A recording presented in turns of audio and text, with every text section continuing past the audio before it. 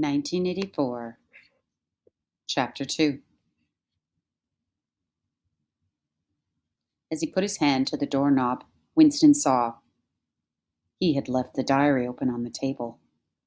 "Down with Big Brother" was written all over it, in letters almost big enough to be legible across the room. It was an inconceivably stupid thing to have done. But, he realized, even in his panic, he had not wanted to smudge creamy paper by shutting the book while the ink was wet. He drew in his breath and opened the door. Instantly, a warm wave of relief flowed through him.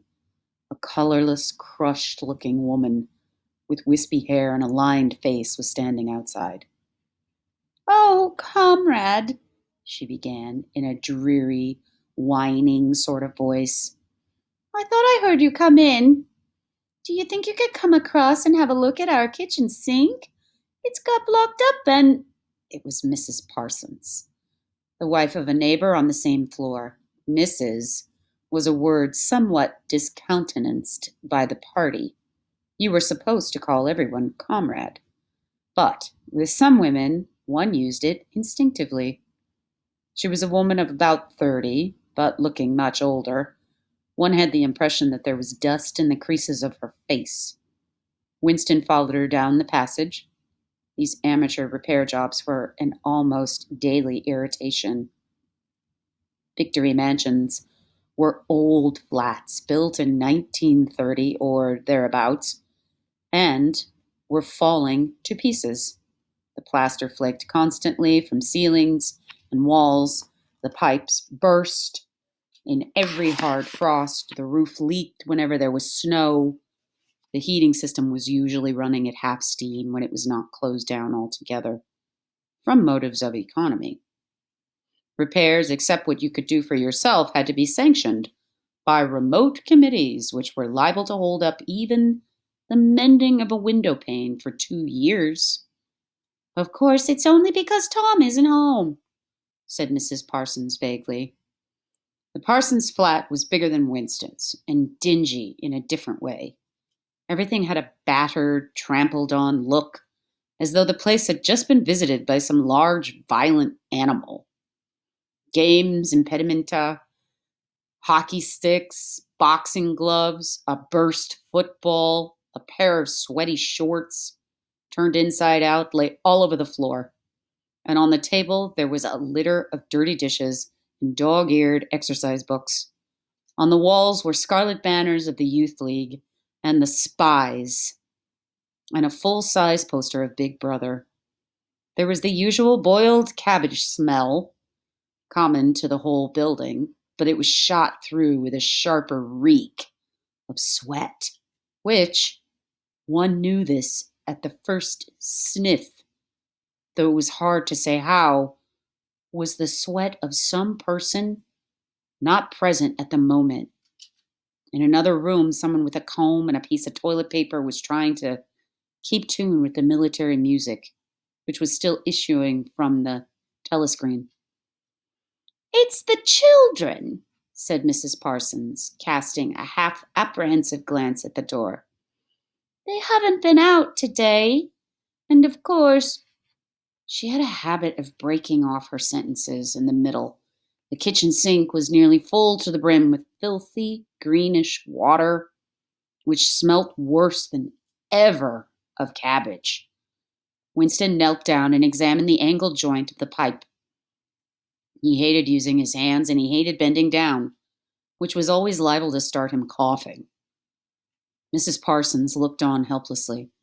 "Of course, if Tom were home, he'd put it right in a moment," she said. "He loves anything like that. He's ever so good with his hands. Tom is." Parsons was Winston's fellow employee at the Ministry of Truth. He was a fattish but active man of paralyzing stupidity, a mass of imbecile enthusiasms, one of those completely unquestioning, devoted drudges on whom, more even than on the thought police, the stability of the party depended. At 35, he had just been unwillingly evicted from the Youth League And before graduating into the youth league, he had managed to stay on in the spies for a year beyond the statutory age.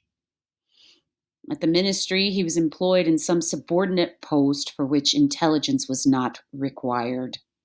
But on the other hand, he was a leading figure on the sports committee and all the other committees engaged in organizing committee hikes, spontaneous demonstrations, savings campaigns, and voluntary activities generally.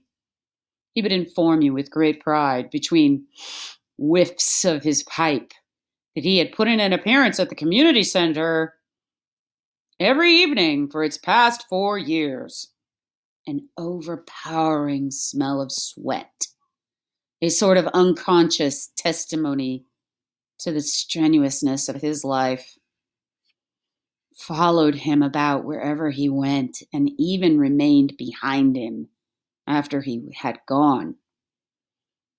"Have you got a spanner?" said Winston, fiddling with the nut on the angle joint. "A spanner," said Mrs. Parsons, immediately becoming invertebrate. "I don't know. I'm sure perhaps the children." There was a trampling of boots and another blast on the comb as the children charged into the living room. Mrs. Parsons brought the spanner. Winston let out the water and disgustedly removed the clot of human hair that had blocked up the pipe. He cleaned his fingers as best he could in the cold water from the tap and went back into the other room. "Up with your hands!" yelled a savage voice. A handsome, tough-looking boy of 9 had popped up from behind the table and was menacing him with a toy automatic pistol, while his small sister, about 2 years younger, made the same gesture with a fragment of wood. Both of them were dressed in the blue shorts, gray shirts, and red neckerchiefs, which were the uniform of the spies. Winston raised his hands above his head, but with an uneasy feeling. So vicious was the boy's demeanor that it was not altogether a game. "You're a traitor!" yelled the boy. "You're a thought criminal! You're a Eurasian spy! I'll shoot you! I'll vaporize you! I'll send you to the salt mines!" Suddenly they were both leaping round him, shouting, "Traitor! Thought criminal!" The little girl imitating her brother in every movement. It was somehow slightly frightening, like the gamboling of tiger cubs, which will soon grow up into man-eaters. There was a sort of calculating ferocity in the boy's eye, a quite evident desire to hit or kick Winston, and a consciousness of being very nearly big enough to do so. It was a good job it was not a real pistol he was holding, Winston thought. Mrs. Pearson's eyes flitted nervously from Winston to the children and back again. In the better light of the living room, he noticed with interest that there actually was dust in the creases of her face. "They do get so noisy." "They're disappointed because they couldn't go to see the hanging. That's what it is. I'm too busy to take them, and Tom won't be back from work in time." "Why can't we go and see the hanging?" roared the boy in his huge voice. "Want to see the hanging! Want to see the hanging!" chanted the little girl, still capering round. Some Eurasian prisoners guilty of war crimes were to be hanged in the park that evening. Winston remembered. This happened about once a month and was a popular spectacle. Children always clamored to be taken to see it. He took his leave of Mrs. Parsons and made for the door, but he'd not gone 6 steps down the passage when something hit the back of his neck. An agonizingly painful blow. It was as though a red-hot wire had been jammed into him.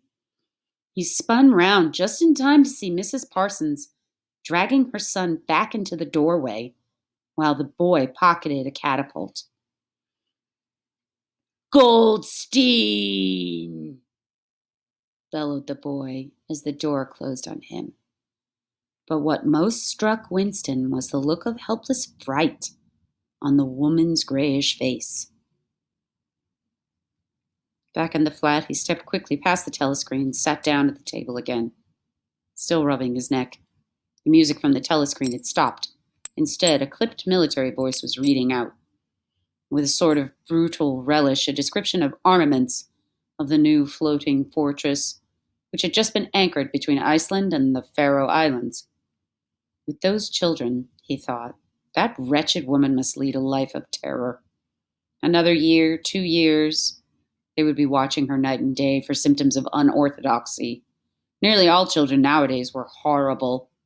What was worst of all was that by means of such organizations as the spies, they were systematically turned into ungovernable little savages. And yet this produced in them no tendency whatever to rebel against the discipline of the party. On the contrary, they adored the party and everything connected with it. The songs, the processions, the banners, the hiking, the drilling with dummy rifles, the yelling of slogans, the worship of Big Brother. It was all a sort of glorious game to them.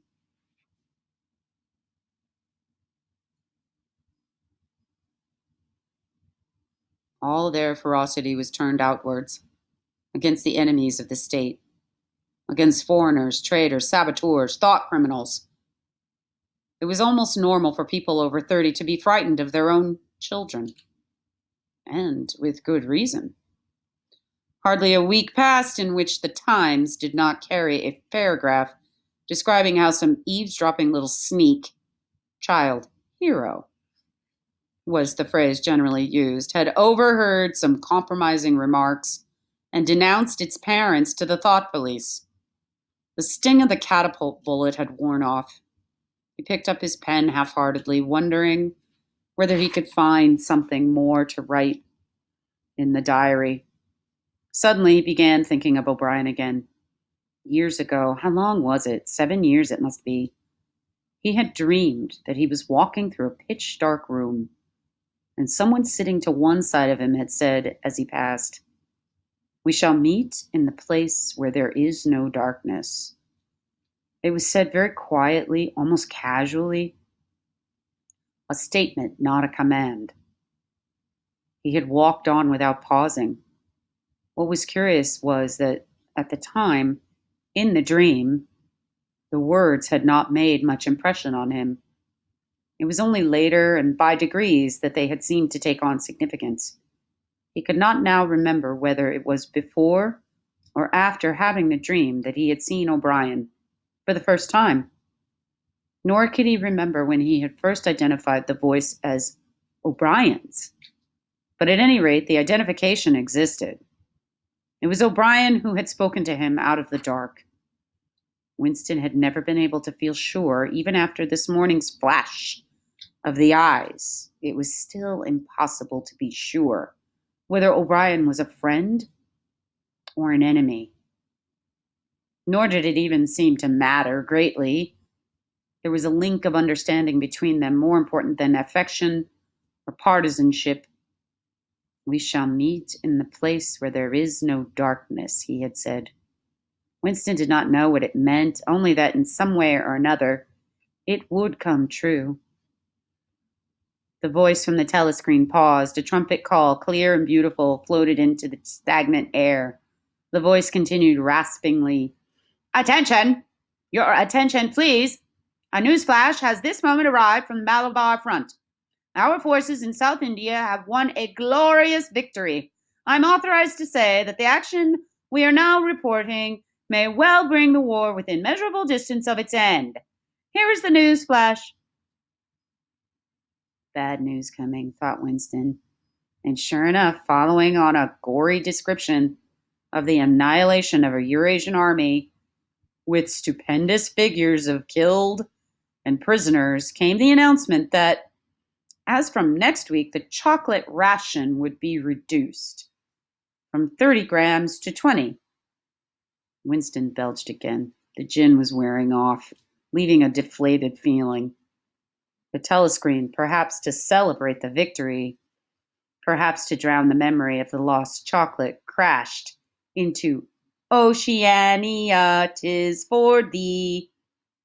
You were supposed to stand to attention. However, in his present position, he was invisible.